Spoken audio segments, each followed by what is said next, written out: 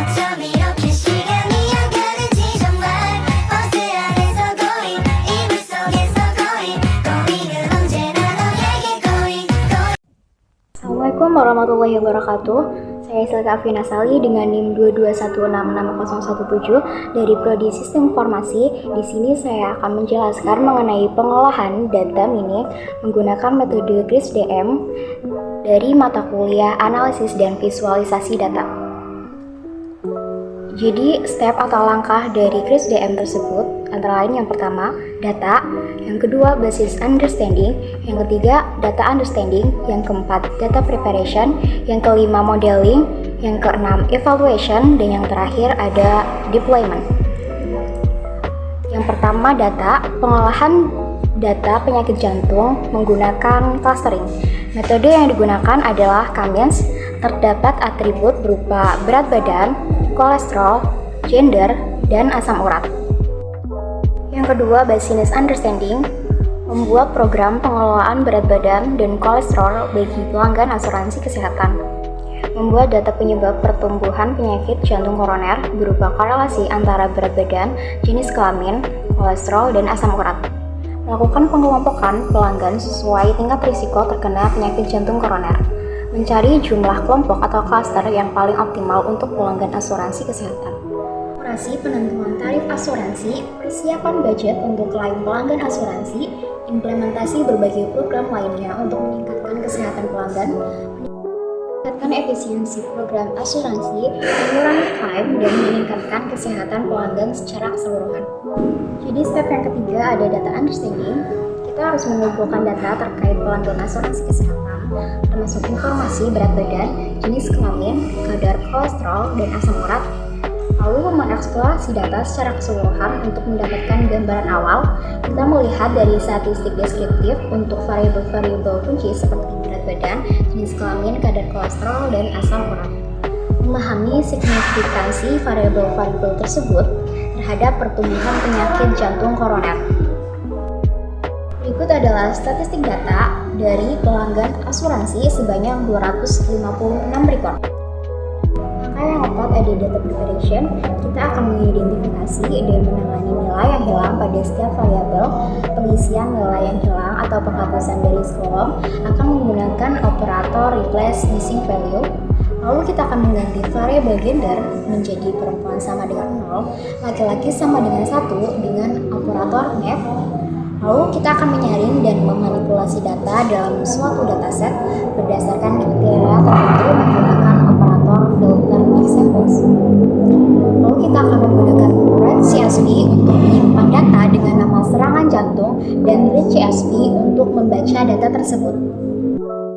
Berikut adalah statistik data di mana missing value sudah 0 dan example set di mana gender perempuan sudah 0 dan laki-laki 1. Pada langkah yang kelima, modeling, kita akan menerapkan metode Cummins atau clustering di mana K sama dengan 3 dan menghasilkan cluster 0, 1, dan 2.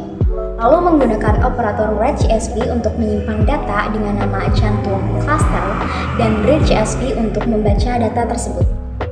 Berikut adalah gambar proses dari cluster. Lalu di data tersebut terdapat cluster 0, cluster 1, cluster 2. Berikut adalah example set dari data clustering.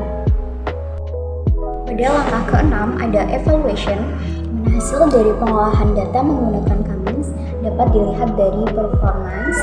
Kita dapat melihatnya dari Davis Boolean, di mana sebelumnya dari cluster kita sudah menggunakan K sama dengan 3, maka Davis Boolean yang dihasilkan sebesar min 0,529, di mana jika nilai DBI semakin rendah berarti cluster yang kita bentuk semakin baik.